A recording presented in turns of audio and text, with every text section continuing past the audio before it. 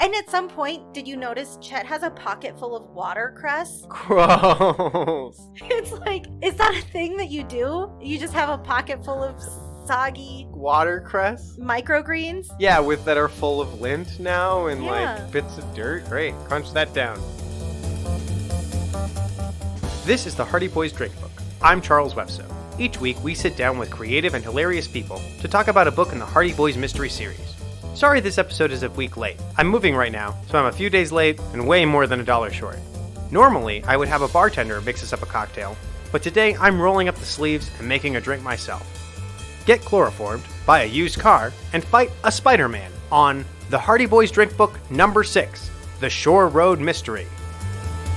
Hi, everybody, and welcome to the Hardy Boys Drink Book podcast. I'm Charles Wefso. We are here with Kellene Wells, a dear friend of mine, local business owner, really smart, funny person. Kellene, thank you for being on the show. Hi, Chuck. It's my pleasure. Okay, so Kellene, we are here to talk about The Shore Road Mystery. That's the 6th book in the Hardy Boys series. First impressions. Oh, boy. There are a lot of characters, honestly, and I think that there's a lot of people who just don't need to be around. Apt summary of any Hardy Boys adventure. So you are giving a talk, before we get into the story, you're giving a talk at one of the Nerd Nights in town. Would you talk a little bit about what's coming up? Sure. Nerd Night is a monthly event at the Oriental Theater. It's a lot like TED Talks, but with a lot more booze. And I will be giving a talk on Chernobyl sometime soon, maybe in October. We haven't nailed down the date yet. It sounds like a real uplifting evening. Yeah, I would like to do it around Halloween because it is one of the weirder things that I've ever done in my life. Cool. A little background on the Hardy Boys series. The Hardy Boys mystery series was originally written in the 1920s by Franklin W. Dixon, who's better known as the inventor of toy grenades. He wrote the book in the 1920s. They were heavily rewritten in the 1950s in a desire to make them more PC, less racist, to make the boys more respectful of authority, apparently. I guess in the original books, they did not like to go to the police. In this book, they go to the police once a chapter. All right, I say we jump right in because even though this is a really classic Hardy Boys where it almost all takes place in the Bayport area, basically the opening of this book was the opening of the first book. They're riding their motorcycles, a car almost hits them. They're like, whoa! And then they hear on their police scanners that are built into their radios on their motorcycles that there's a gang of car thieves, so they try to chase it down. Is that what happens? Yeah, basically, although I'm really confused. Have you ever been on a motorcycle? Yes, and I know like really fancy new motorcycles with their really radios that Bluetooth into your helmet and all that stuff, but like they have full conversations while racing down the road on their 1950s motorcycles. Well, ostensibly they're 1920s motorcycles. I bet those were slightly louder. Maybe even a little bit. So that was the very first thing that I noticed. How did they hear that? The book starts with far too much action in the first chapter. You don't get into it at all. They go on a car chase to catch a stolen car. The car is lost. They go down to the beach. They save their friend Jack Dodd and his dad, whose boat is sinking. Then their friend Jerry's car gets stolen. And that's in like the first... That's the first chapter. Yeah. All of that happens. In like 10 pages. In 10 pages. Yeah, it was too much. So yeah, Jerry's car is stolen. They find a dead bat at one point. That's gross and seems to come out of nowhere. They just walk on the beach and they're like, look, a dead bat. Yeah, and they do this a couple times. Where they find the dead bats? Yeah. Yeah. Am I crazy or is there a dead bat? And they're like, is someone putting these dead bats around here on purpose? And I'm like, that's the Hardy Boys mystery that I want to read. The mystery of the dude with the dead bat. I feel like he would be a hoarder of some kind and smell real bad. Yeah, like guano.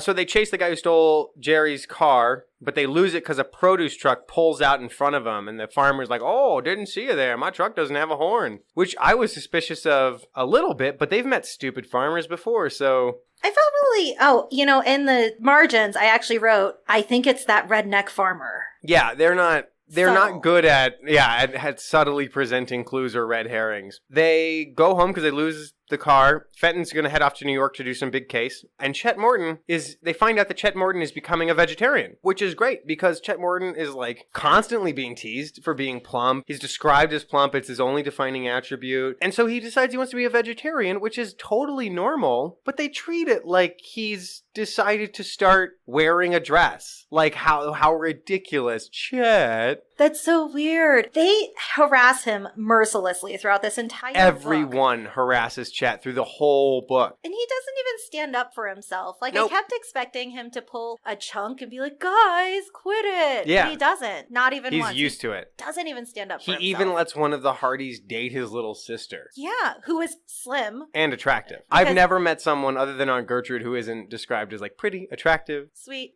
Right. So, the Dodds. Right.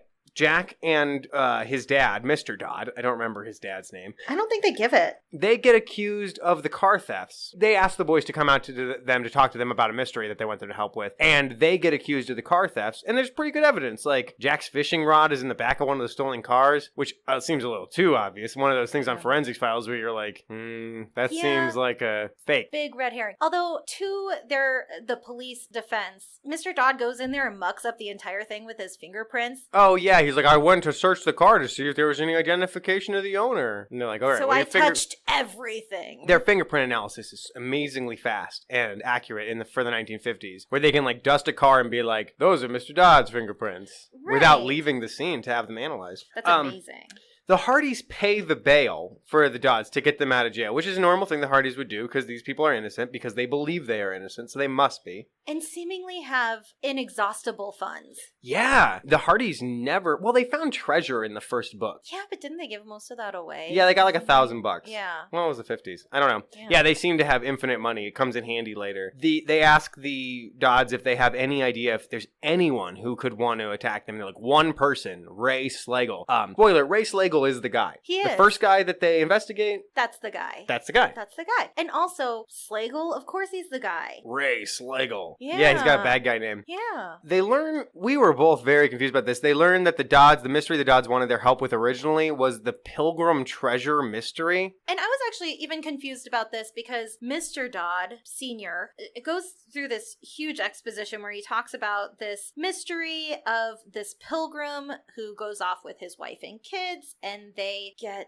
shipwrecked? Yeah, there's They like get a hurricane, but they storm. have pilgrim treasure. And so they think that, like, he managed to bury this treasure before his family died. I have never heard of pilgrims with treasure. I thought that, like, they were destitute and poor, and a lot of them died on the way over, and... Yeah, and what good really are rubies and gold in a place where, I mean, you can't plant it. It doesn't grow into an What are edible you going to gold. trade that for? Yeah. And why does there need to be a secret treasure mystery? There's already a Ring of Car Thieves mystery and the mystery that their dad is investigating, which is like smugglers. You know what it must be is that maybe the Hardy Boys make all of their money off of treasures, various treasures that they find, and they were just running short because you'll see at the end of the book, they have run through a lot of cash. Yeah, that's right. They need to find a new treasure ASAP. Yeah. Chet finds a work glove at the scene of one of the, like, car thefts, and then they have a picture of the bad guy, so they compare it to the gloves he's wearing in the photo. Who took that guy's photo? Yeah. He was a farmhand. Is that a thing that you do? Take a picture of your farmhands? No.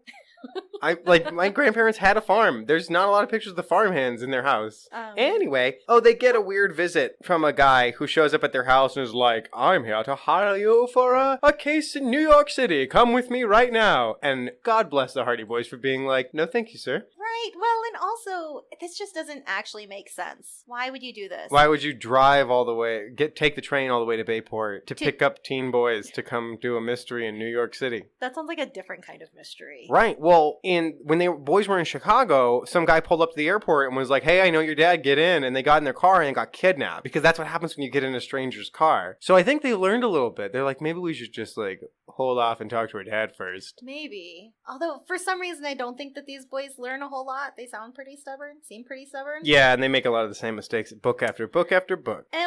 And we missed the part where somebody tries to steal his dad's car. Oh yeah, from his driveway.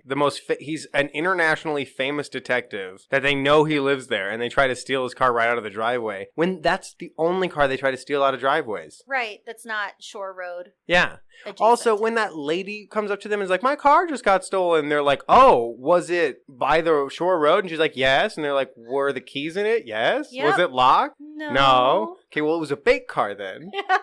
That's called a bait car, and it worked. And it was for insurance purposes, I'm sure. Yeah. But they find out after someone broke into their crime lab and stole the work glove evidence they have, they find out that the Dodds jumped bail. Yeah. They find out that the Dodds, who they just bailed out, have fled and took their station wagon and they're gone. Ingrates. The late news reports gave no word on the missing Dodds, but another car had been reported stolen and presumed to have been driven towards Bayport. When the announcer read its description, Joe jumped up. A tan Carlton? Frank, it's the car that almost ran us down at the bluff. But that driver was headed north. Still. Frank snapped his fingers. I've got it! Tire marks prove the thieves always head south. But what's to stop them from turning around a minute later and heading north? A simple U-turn. Joe agreed. A simple U-turn? How could the police have not thought that maybe the criminals just turned around? And I like that it's a huge revelation. Like, what if, now hear me out, they turn around? Don't judge me. They don't just drive north. What if later they drive south? And it doesn't even matter. If somebody's chasing after you and you do a U-turn, don't they notice that because they'll see you pass them at you? Yeah. Yeah, very confusing. After this, it's not an important part of the story, but it's important for me to mention that the boys get home and Mrs. Hardy and Aunt Gertrude are out. This is the first time in 6 books that Mrs. Hardy has left the house. Woo! Good for her! Yeah, getting some independence. I mean, she was accompanied by someone else, but she went to the store, and I think she goes to the store again later. And it's good. No, she goes shopping. She goes shopping. That's even better. Yeah. But I was just very proud of Mrs. Hardy for leaving the house. I don't know if it was agoraphobia or what, but like she's finally out. I feel like it's some sort of Stockholm syndrome. Like maybe Fenton Hardy is actually really abusive and keeps Whoa, her... hey, whoa. Fenton Hardy will rough up some thugs, but I think he's got a gentle touch for his wife. She seems to have a lot of respect for him. She doesn't listen to everything he says and does exactly what he tells her all the time. Because she's terrified of what will happen. I mean, have you seen what he's done to some of these people? Yeah. Iron fists. Iron fists. Yeah. They go to check out the Dodds boat to see if that's still there, if they've taken that, and they get chloroformed. Some guy sneaks up behind him and chloroforms them right as they're at the boat. 2 guys, theoretically. I guess, because it gets all of them. Isn't maybe Chet's with them too? No. It's just the two of them. It's just the 2 of them, but it says the boys felt strong arms around their necks. Wet cloths were slapped over their faces. So theoretically, and these boys are so athletic and young and strapping. Yeah. So theoretically, if it was just one person. But they call it liquid gas. It's chloroform. We're going to talk about that a little bit more later. But yeah, they get liquid gassed out. And, but they wake up, they're fine, but the Dodds boat is now gone. It's another one of those things where like, why didn't the criminals do anything? To them. Right. They just chloroformed them and left them. Yeah, you meddling boys. Chet brings out a map. He's like, this will help us find the thieves. And he has this incredibly detailed map of Bayport, and they pore over it for a half an hour. Just standing there staring at a map. I was like, I'm really glad this is not a visual medium. Of the place that they grew up. Yeah, it's the town they grew up. They get hate mail in this book. I love the people in town find out that like they bailed out the Dodds and the Dodds jump bail and all these cars are being stolen and they freak out. And their mom delivers the mail to them. It's like, here's some letters for you boys. And then they open them and read them and they're like, oh, it's hate mail. People are really mad. How much do you want to bet, though, that they are universally loved in the town? Like, these boys walk around like tiny little celebrities. I guess, but now, well, anywhere they show up, people are like, aren't you Fenton Hardy's boys? Fenton Hardy, the internationally famous detective? Oh, this is also a major plot point. The reason why Chet is going vegetarian is because he wants to fend for himself, because one never knows where one's next meal might come from. So he decides that he wants to learn all of this like plant survival skills, basically. And they treat it like he's an idiot. And I wrote, like, that's not dumb. Right. It's totally reasonable. And they should have a friend with them who knows, like, what's safe to eat and what isn't. Right. Especially considering how often they seem to not be spending the night at their house. Yeah, they have a lot of stakeouts. Speaking of Chet, Aunt Gertrude tortures Chet once she finds out about this. Oh my god. She's awful to him. She comes up with like big slices of cake and milk and is like, here you go, boys, and here's a glass of cold parsnip juice for you, Chet. Drink up. And they like watch him and make him drink it all. And do you know how many parsnips would have to go into that She juice? spent all morning, like she was at the store shopping for groceries and saw a bag of parsnips and was like, oh, this will be hilarious. You know that fat kid that hangs out with the boys? I'm going to make him miserable. It's Also, like 3 pounds of parsnip. The stomach pain from drinking that much concentrated. The tension gets relieved from this horrible scene of Gertie torturing Chet when someone throws a grenade through the window. Right, yeah. A grenade. Through the window of their crime lab. Of their crime lab. Like, he throws it up there, everybody screams. I think, is it Frank or Joe that goes and leaps towards the grenade? Which is obviously what you do. Right, yeah. Frank grabs it. He snatched up the grenade and ran to the window with the deadly missile. Wow, that's a lot of faith in your speed to like, I'm gonna beat this explosive. Well, while we are waiting to find out what happens to Frank and the grenade in his hand, let's check in with Bingo real quick. All right, so I don't think the boys have left Bayport yet. Oh, there's a treasure. Yes, we found out that there is a treasure, but they just heard about it. They haven't found it yet. The sleuth, definitely. Oh, is that That's their boat that they take out. Mrs. Hardy leaves the house. Oh, I'm so happy to finally see that one. No school, obviously. Sabotage. The boys haven't gotten tied up. Okay, I think that's good. Mm-hmm. No fist fights yet. But they're coming. Oh, they're coming. There's going to be so many fist fights. Oh, there was an animal. It was a dead bat. I'll count that. Okay, great. So we think that this grenade's going to go off. Joe? Frank? Who has it? Frank has it. Of course, it's Frank.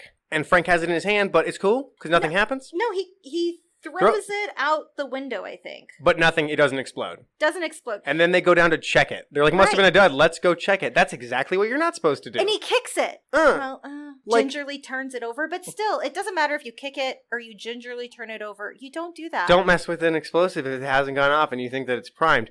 But it's got a note inside of it. It turns out it's a fake grenade. It's one of Franklin W. Dixon's fake grenades. This seems more like a hollowed out grenade, not one of those toy grenades. But yeah, so it's just a note. It's one of those classic Hardy Boys back off notes. And I like that Aunt Gertrude gets highly indignant and she says, the villain responsible should be tarred and feathered. Or like go to jail. Yeah.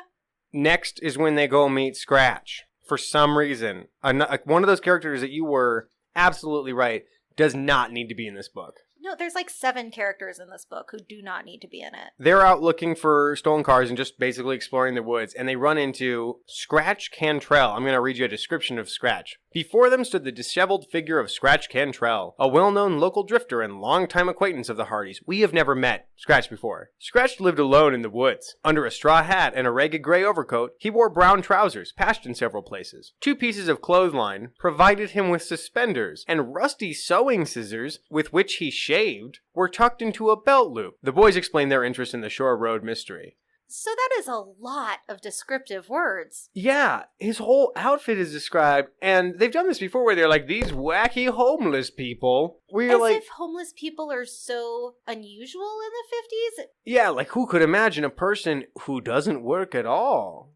They get another clue. Somebody drops off a clue at their house that's like more clues about the pilgrim stuff. There's something about crashes. Yeah, they keep hearing like loud crash after the cars have been stolen. They keep hearing loud, like the sound of a car crash in the woods. So they're looking for evidence of these cars being wrecked somewhere, but nobody can find anything. And also brown paint that they find on the ground. Brown paint. There's lots of little clues that are honestly really convoluted.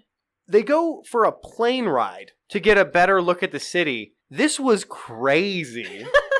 They're like, let's get up in the air and look out over the city. Well, and they just happen to know the schedules of every person in the town. They're like, Larry, the pilot, he's usually free afternoon. Right, and he's like, sure, yeah, I'll take you guys up. No big deal. Doesn't file a flight plan. Do you notice that?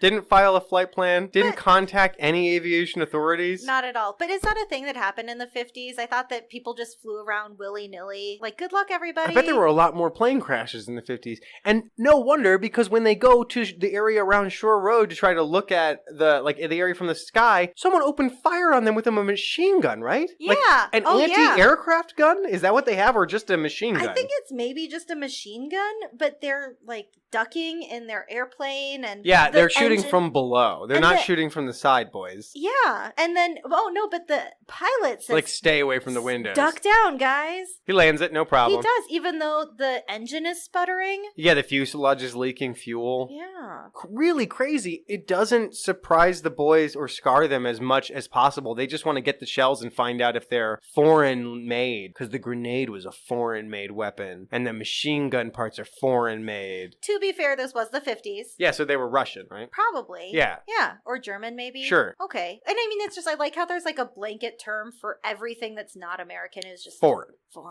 And then even Larry the pilot gives Chet shit about his weight. What do you think? Shall we charge him for extra freight? That is terrible. That's a mean thing to say to a 16, 17-year-old boy. And you're an adult, man. I like that everyone feels the need to express their superiority over Chet Morton, who's just like a nice kid. He's trying. Who also shows up unerringly for all of their adventures, during which he almost gets killed and does not get any credit for. Or rewards or Any of the anything. time. No, he's just along. He's just down for whatever they want. He drives them all out to dates with his little sister and her best friend. Ooh, that's weird. They do some stakeouts. They don't have any luck. They see Slagle. They chase him. But then they're blocked by cattle by that same stupid farmer who runs the cattle across the road right as they're chasing Slagle. In the middle of the night. In the middle of the night? Yeah. Yeah, and they're like, you can't do that. And he's like, oh, my bad, boys. And then you know that guy is up to no good. You are suspicious, sir. And then also they follow this Slagle guy. And how do you not notice 2 motorcycles following you around with teenage boys that you've previously attacked?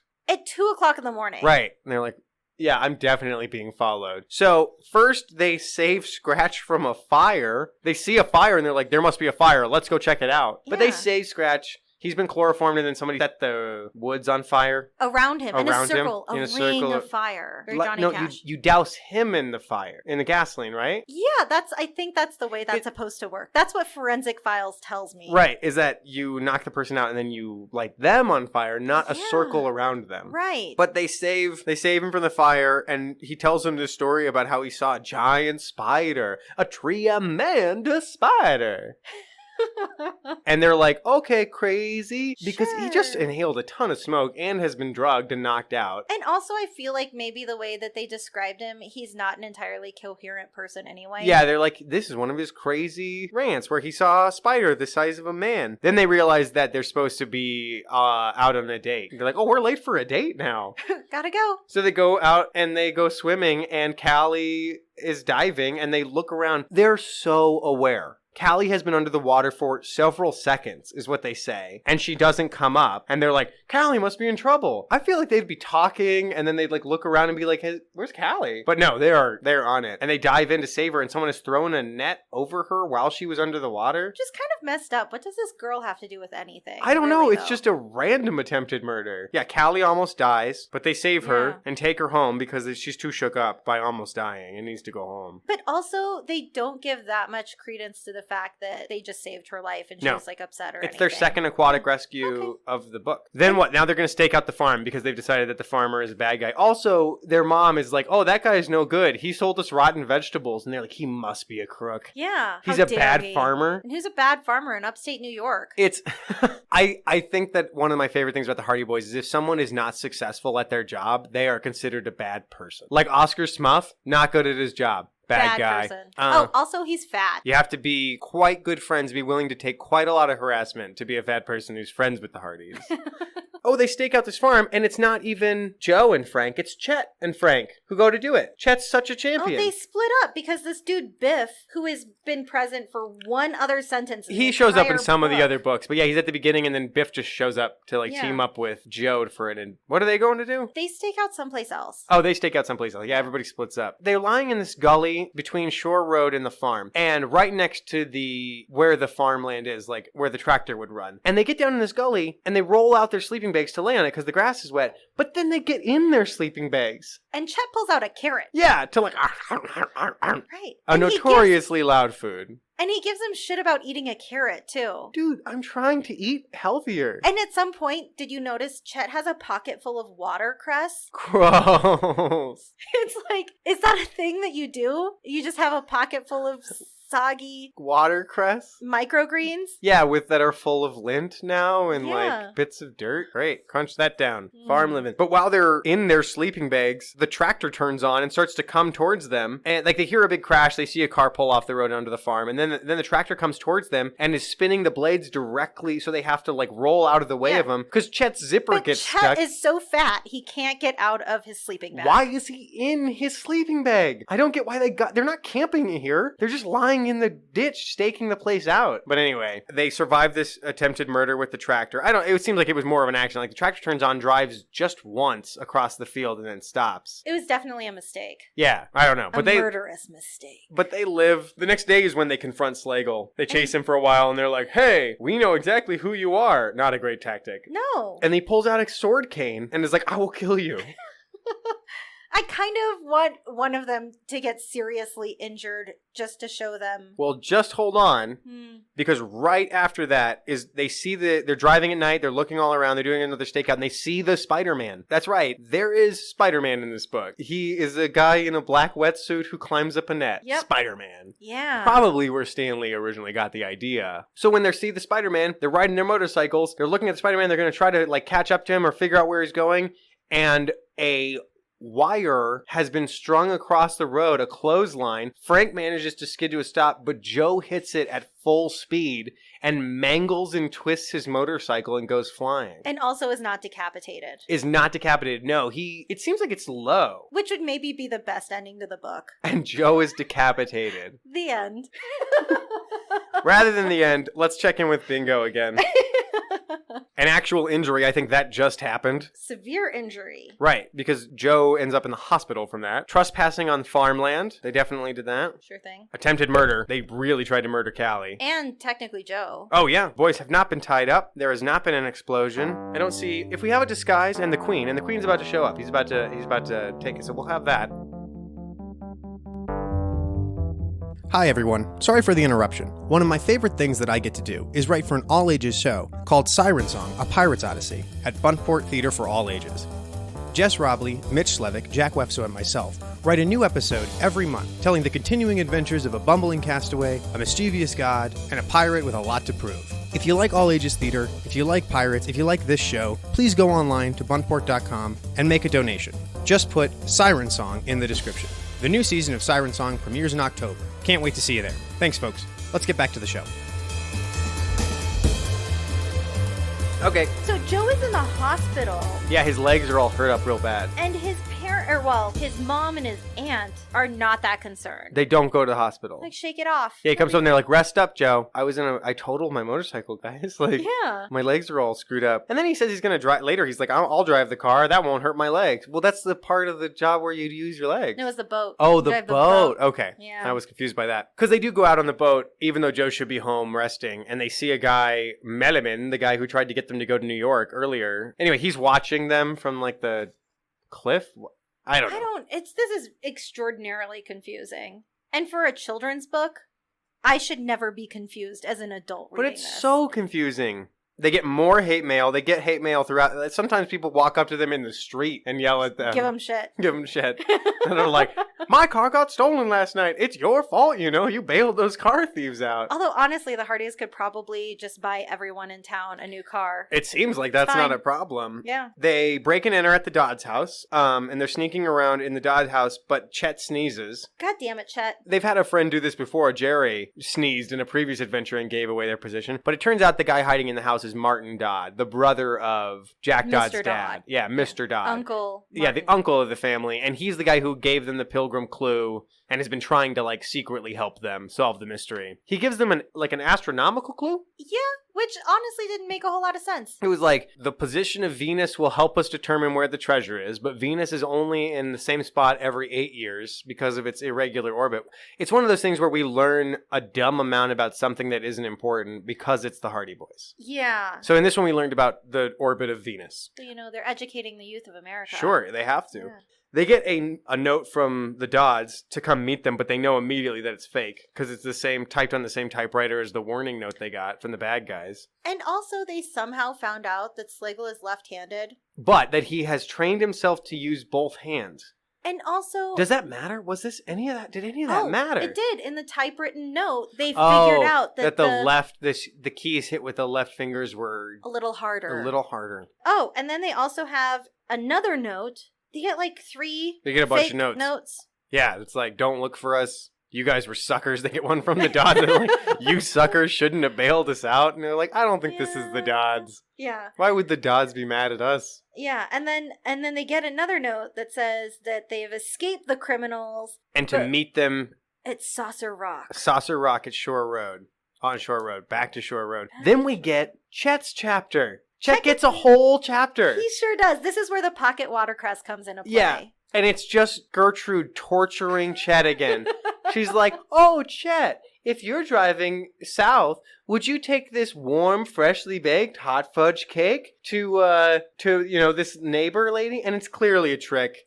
Yeah. She's just trying to get him to break his diet. Why can't they just be encouraging? Right. Like, good for you, Chet. You're out trying. There. You're hiking around with the boys. You're and eating vegetables. They even comment that he's obviously losing weight. Right. I think, you know what I think? They like having a fat friend. Right. They don't like the idea of like another Biff Hooper who's going to show up and be like this athletic lifeguard guy. You know what I really want for Chet? What? I want him to pull a Jerry O'Connell. Yeah. Where he was the fat kid in Stand By Me, and then he turned super hot. And was an underwear model, right? Didn't he model underwear at one point? Maybe, but he definitely married Rebecca Romaine. And that's all you have to say. Right.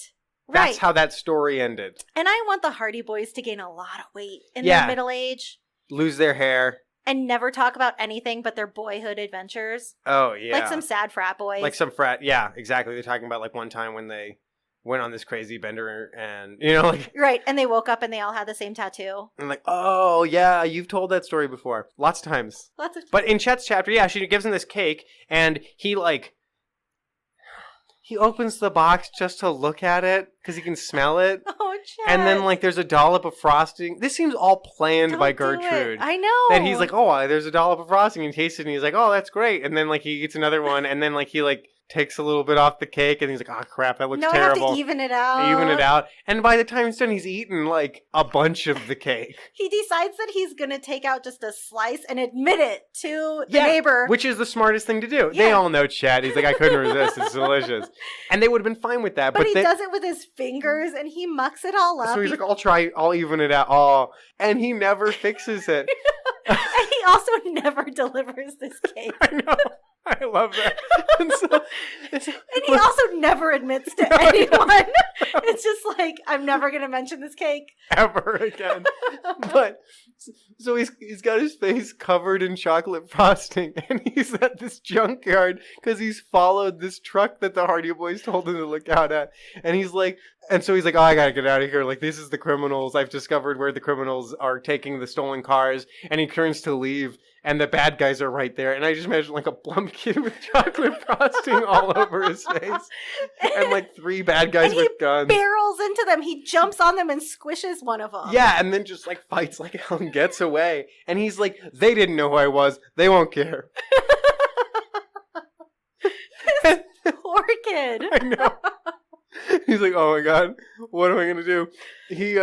Oh, and you know the saddest part about this? The entire Chet's chapter is called A Hungry Sleuth. A Hungry Sleuth. Not even in the chapter title could it be Chet's, Grand Adventure. Chet's Adventure. Yeah, right. Chet's Victory. Right. He did good sleuthing. He did, and he found a major clue. He did. He found a phonograph record. And he steals it. He knows he's smart enough to be like, I'm going to take that with me. Yeah. But he puts it under his shirt. Oh my God. Poor kid. So then it cuts away from Chet's adventure to the boys who are there to meet, they know it's a trap, but they're going to meet the Dodds at Saucer Rock. And from the top of Saucer Rock, the criminals just push the Dodds sedan off the edge to fall on them and crush them, which is an awesome way to kill people. I actually wrote worst murder attempt ever. No, it's like a Looney Tunes murder attempt where they're like, I'm going to push this heavy thing and hope they don't get out of the way. Right. Also, but the boys didn't get sprayed with just shrapnel. It was Joe because... oh, yeah. Frank is still recovering. No, it's Frank because Joe's the one who's recovering, I think. Oh. I think at this point he might be recovered. I think what's happening is that Frank is looking for a used car. They have a plan where they're going to buy a car. That's right. With their saved up money. So then everybody meets up back at the house and Aunt Gertrude is like, Chet, thank you so much for delivering that cake. And Chet's just like, yeah, definitely. And they actually talk about how his stomach hurts because he ate so much cake. like has a stomachache. And then she's like, look, you've deserved it. Let me make you a slice of cake. You should break your diet. And he's like, I gotta go. And he runs out of the house and never admits that woman didn't get her cake. Never, ever. They go to stake out the junkyard now and park in an alleyway to look at it and get carbon monoxide poisoning and almost die. No, they almost die because both of them... He looks over at Joe and he's like, Joe, I'm getting kind of sleepy. Right. And Joe's unconscious and he's like, oh. Uh-oh. And then he almost blacks out. But they are saved by Frank's quick thinking to open the door. Yeah, which doesn't actually make a whole lot of sense. Because they said they cracked the windows, too. Yeah, but it says Frank felt himself slumping to the floor. But I didn't even get that. I thought they actually passed out from the carbon monoxide poisoning. Frank jerks his head, is what happens, and manages to, like, revive himself enough to pull himself out. Okay, good for... That's the way it works. That's the way it works.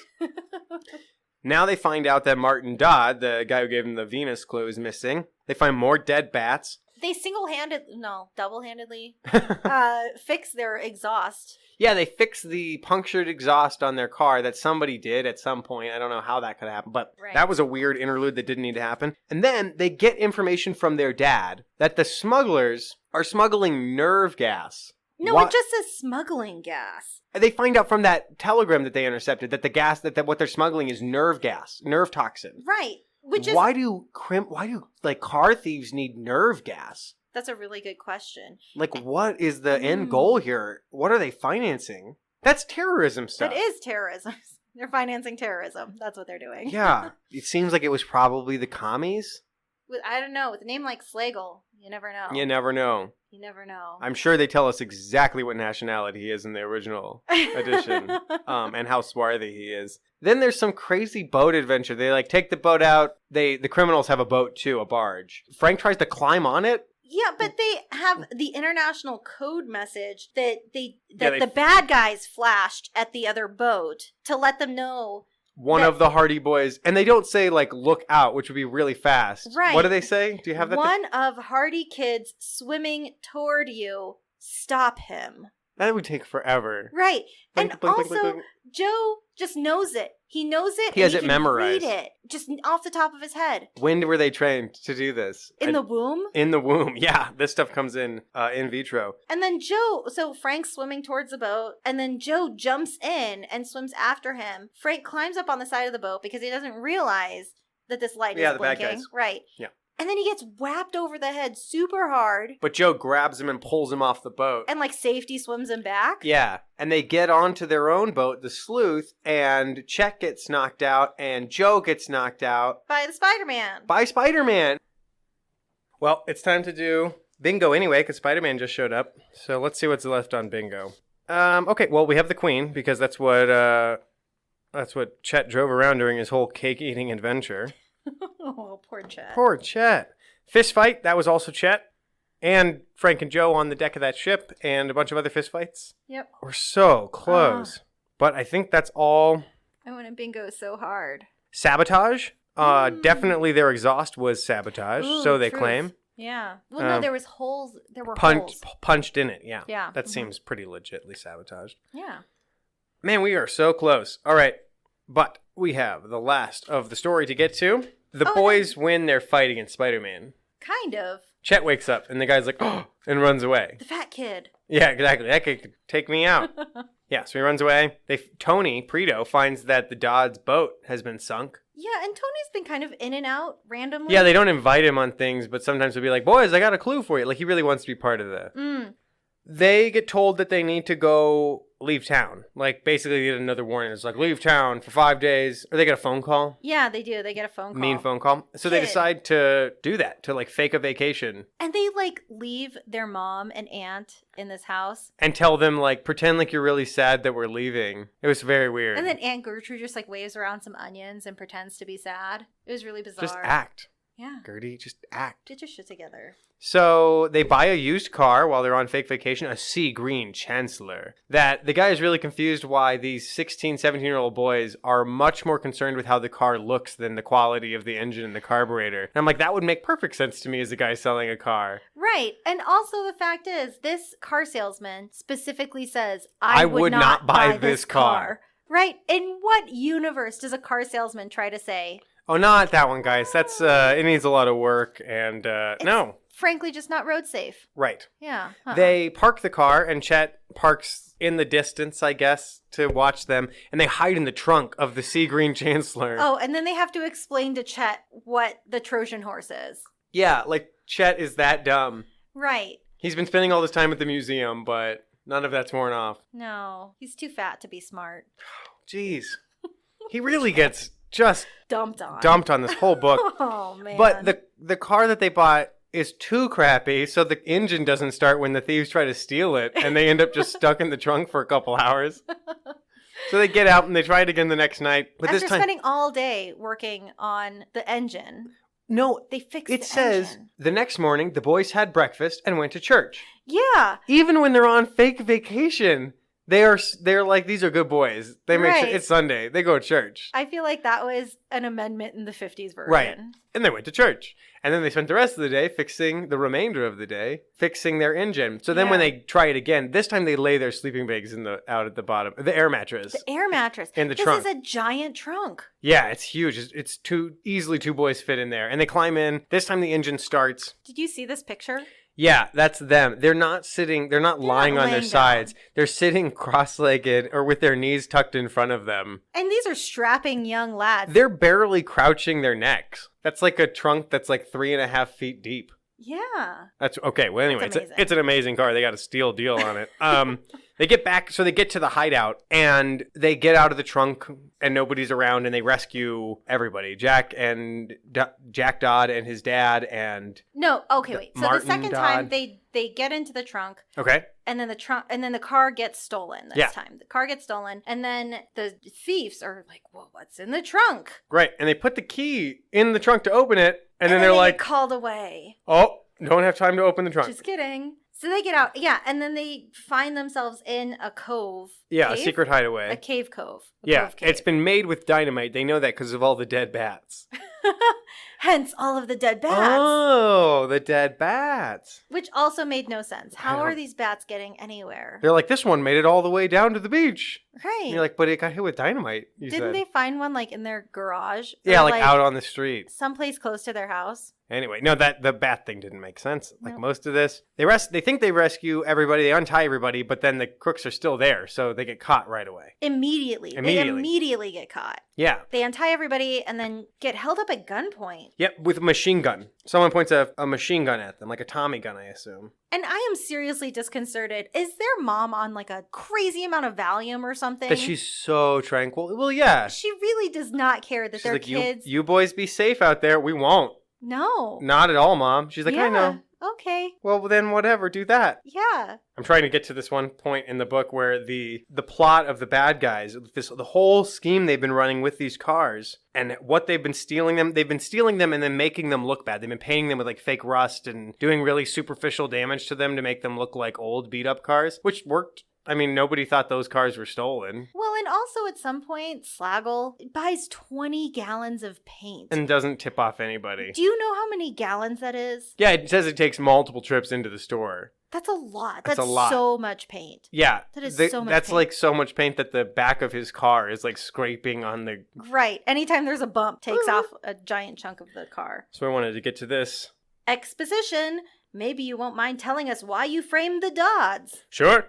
And then it's 3 pages. It's 3 pages. It's just them confessing to everything. These boys need a tape recorder. They need some sort of small recorder because every single time they meet a villain, the villain tells them everything they've done, where they can find all the evidence, why. Little things like, but then why did you go to the hotel? We did that because this, it's... Right. Oh, they do actually say, and you're bringing guns and nerve gas into the United States for use by subversive gangs? Subversive? That's communists. That's what they're talking about. Anarchists, communists. Yeah. This is the description of what the Spider-Man thing and I'm going to just read this as best I can, but it's very confusing. They're in a gully before they rescue the prisoners, after they've gotten out of the car. The brothers crouched behind up-jutting rocks and beamed their lights upward. There was a short gully from the beach to the grassy slope. Look, Frank hissed. Pegged into the soil near the foot of the slope was a long stretch of thick netting. It must go to the top, he said. That's how they get the stolen cars down. The net would give the cars traction. Slagle's army hitch probably taught him this kind of operation. I don't understand this. So they take the cars from Shore Road, they drive across the farmland that's like all bumpy. Yeah. Then the guy takes his tractor across it immediately to get rid of the tire tracks. And then they drive down an embankment so steep that a person has to like climb it like a rock climber up a net. But there's enough traction from a net. The net doesn't get caught in the tires. No. And they just barrel down this hill and no one sees this? Or hears it? Yeah. And it doesn't like knock a bunch of stuff loose? It's crazy. I don't understand this at all. The gravity, how do they stop at the bottom of this thing? And then they get it down to this like secret area and then they like this little fake dock area cave that they made. And then they get the cars onto this boat. To be sailed for some nefarious purpose. But we find out that they're putting the tanks of nerve gas inside these cars and weapons. Because why would anybody check these old dilapidated cars? Yeah, look in the trunks. I don't know. It's a really convoluted plan. They could have just been car thieves. And they also don't explain the purpose of nerve gas. Yeah, what they're going to use it for, which seems very important. Then when they trap the boys, they have them after they've confessed to everything. The boys get tied up and they're going to lock them in a room with a tank of nerve gas, is what they say. But they use the terms, and we talked about this, they use the terms liquid gas, which is what the boys were chloroformed with, and nerve gas. Interchangeably. Those are totally different things. Yeah, one melts your face off. Yeah, and like gives you lifelong medical problems if you live, and then the other one knocks you out for a little bit. Right. Unless it's used in incredibly high dosages. But anyway, the boys escape because they see empty oxygen tanks, and they're like, those oxygen tanks, they know they're oxygen tanks, but they see these empty O2 tanks, and they're like, oh, what is this? You walk me through this. See if I'll understand it when you say it. They decide that they are going to knock over these O2 tanks and pretend that they have been gassed with this nerve gas to scare the guards away from them. Okay. And then they start coughing. Now they can act. Mm-hmm. Well, no. That was Aunt Gertrude. No, these boys are good at faking it. Yeah, so these guys all start coughing like they're getting nerve gassed, and the dude freaks out, runs away. You idiots, yeah. Yeah, and then he goes over, and all of this happens really quickly. And for how much time this book spends on them going to this road and that road and camping Staking out there. Yeah, they blast through this last bit that has the best action. Definitely. In like 10 pages. Yeah, the guy runs out, they get untied, then they run back in, and they're wearing masks, like gas masks. No, they aren't even wearing gas masks. They're wearing white paper masks. They're wearing cloths over their face. That'll work. That'll help. And then the guy says, gas, there's no gas here. These kids tricked you. And then all of a sudden, one of the guys who comes in with the cloth masks nails another dude in the face. Like, with an iron fist. Yeah, with his iron fist, because it's Fenton Hardy, who's managed to be in disguise. It turns out, as always, Fenton's case is the same case the boys were working on, his smuggling case that he's been working on the whole book. From New York. Yeah. So he got on the barge or whatever, and... Yeah, he had undercover work, and... He hid aboard the barge when they left New York to sail to Bayport. Smart guy. And then he KO'd the barge pilot, borrowed his uniform, and came ashore. But I like that they spelled it Kayooed. They KO'd him. You KO'd him. Yeah. As opposed to capital K. Period. O. Period. Apostrophe D? I don't know. Is that the way I think works? that's how you would do it. Okay. But no, I'm going to spell it like that. Mm-hmm. So he KOs him. Everybody teams up. Oh, we forgot that Chet was supposed to go get the police, but he got caught. He was trying to run away, but he was too slow, and they caught him. He's lucky he didn't get shot in the back. These guys are wielding machine guns and are nerve gassing people. But are totally afraid to use their guns. And also, why are all of these people still alive? They're just collecting... Yeah, witnesses. Yeah. And also giving them... all of the information to incriminate them. There's also, at one point they say there was a dozen henchmen, and then it becomes like 4 henchmen that they can take out easy. Yeah. And also... There's a lot of and also. And also, they get hit a lot with sharp things. Yeah. But hit, not stabbed. Yeah, they get slapped with the blade of knives. Yeah. What are you doing, guys? Yeah, Do you not know how knives work? Oh, but all these guys, a big fist fight. everybody's fist fighting everybody. Milliman, whatever, the guy from New York who tried to get them to go to... Yeah, that guy runs away and gets on the barge with 2 cars, and when they catch up to him, he unhooks one of the cars so that it falls into the ocean, and the Dodds are tied up in it. Yeah, and so then one of the boys has to jump in, but it takes several people to open it up because... Yeah, then the cops have showed up. Yeah. So everybody dives in, and they manage to, like, work together to get the door open, and they get all these... They save everybody. Right. They clearly didn't watch that YouTube video that teaches you how to get out of a car as it's flooding. Yeah. You roll down the window. You roll down the window and let the surface tension even out. The water pressure even out. Wait. Be patient. Don't freak out. Unbuckle your seatbelt. Stay in your seat. They don't know about that. After this, they immediately find the treasure. It is not hard at all. They're like, oh, wait, remember about that treasure? Oh, yeah. Right. And then they dive, and then they come up, and they're like, here's the treasure. Where? How do they find it? Yeah. Literally, it makes no sense. They start talking about this note that they got, and they thought it was Willow, but it ended up being Billow, and it had something to do with this cave, but then this cave, like, filled in with, global warming or something? I don't know. The tide rose and the land shifted, and so they all dive. And then they come back with a wooden chest. Like, they just, first place they dive. Yeah, no one's found this before. It hasn't moved at all. It's the first place that they look. Isn't this nighttime? It's like nighttime with a storm rolling in, and there's lightning and thunder everywhere. And there's been gunfire, and you've been, like, nerve gassed and knocked over the head I assume several there's, like, times. police on the shore with their lights on and stuff. Yeah. But what are you guys doing? But they just dive, they find the treasure, they open it up. And what does it have? It's got jewels. Yeah, piles of green and blue jewels, strings of ruby beads, and rotted pouches of gold coins, glistened with seawater amid brown weeds and Irish moss. And then near one corner lay a large algae-covered object, which is the bottle that has the note, the letter from the Dodd family. This is the Dodd family's treasure, right? Yeah, but they say you'll get a healthy reward. Sure, but it also doesn't actually makes sense how they're related to this guy who clearly perished with his entire family. I didn't understand that either. They didn't say, like, and only one survivor who then got made. Like, no, they're like, they all died. They all died. That doesn't sound right. Is this like your uncle? Great uncle? Yeah. But then the adventure is over. They're like, all right, everybody, let's go get dinner. And we'll do special vegetables, like a vegetarian meal for you, Chet. And Chet basically is like, F that.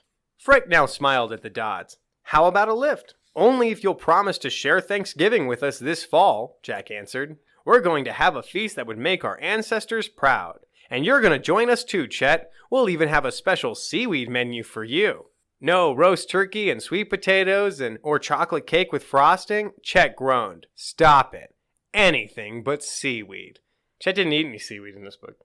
No, but he did go on like this weird thing. Algologist? Yeah. Is that the way you say it? I think so. It's a person who only eats sea plants. So there were many very weird and unexplainable things in this book. What was your impression tearing through this book? You read it incredibly fast, which I appreciate. Yeah. Probably the way to do it. Really true. I sat down and like 2 beers in like 3 hours. Yeah. Just made it happen. You know what? I'm not going to lie. I love to hate how much they bully Chet. Every time that they bully Chet, you're like, guys, but it's hilarious. Yeah. It's unfair and also hilarious. But you know what? Every hero needs a fat friend. Yes. Mm-hmm. Well, we got to do our final check-in with Bingo. Definitely a gunfight, definitely treasure, and a reward. There was a red herring. There were a lot of red herrings. The boys got tied up, and a disguise. We not only have 1 bingo, we have 2 bingos. Victory! Double bingo. I got to change up this bingo board and add some stuff. Like, give me a high five. Yeah, we'll see if we did it. Yeah. Okay. I feel like that's a huge success. Double bingo. And, yeah, that's awesome. Okay, great. That's also, the can end. we mention that the front of this book has the 2 boys on their motorcycles with their little police radio. Oh, okay. And a dude on a net. The Spider-Man. The Spider-Man.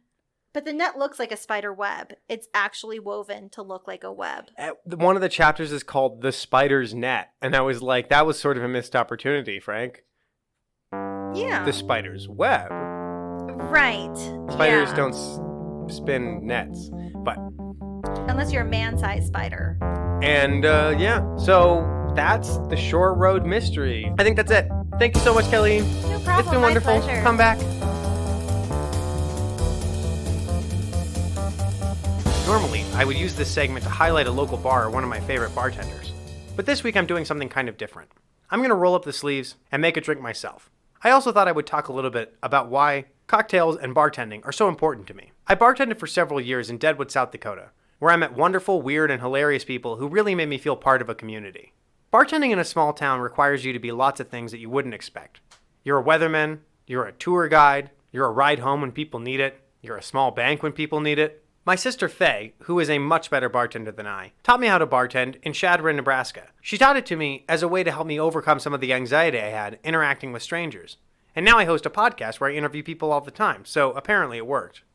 I should probably give credit to my parents as well, who taught me how to make martinis for them at a very young age. Sometimes those fantastic martinis have kept me from being fired. Speaking of my family, my brother is in a great play right now. It's called Dinner, and it's by Moira Buffini, and it's at the Edge Theater in Lakewood, Colorado.